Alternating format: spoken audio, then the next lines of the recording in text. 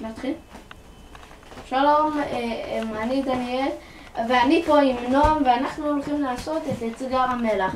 זה בעצם אתגר שבו אנחנו, כל אחד שם לעצמו כמות גדולה של מלח, והראשון שנכנע ושמלוח לו מדי, מפסיד.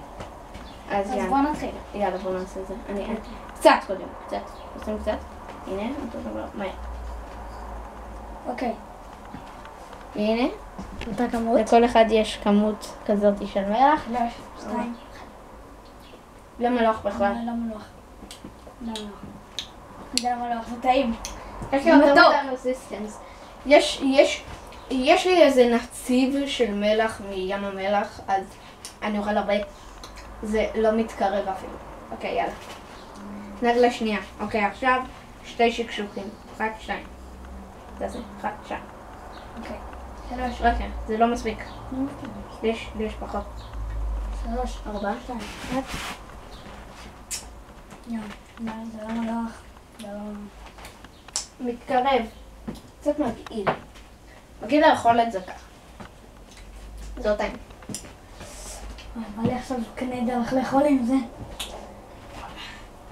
אוקיי, יאללה. 3 שקשוקים. זה חונק אותי בגרון. 1, 2, 3. כן, זה חונק. 1, 2, 3. מתחיל להיות הרבה. אוי מייגד. 3. 4.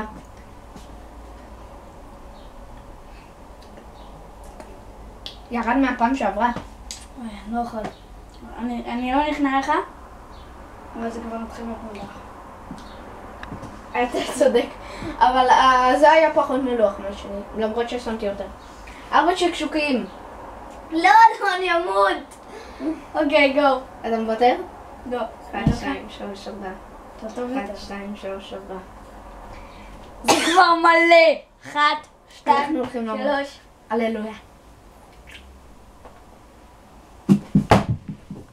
אתה נכנע?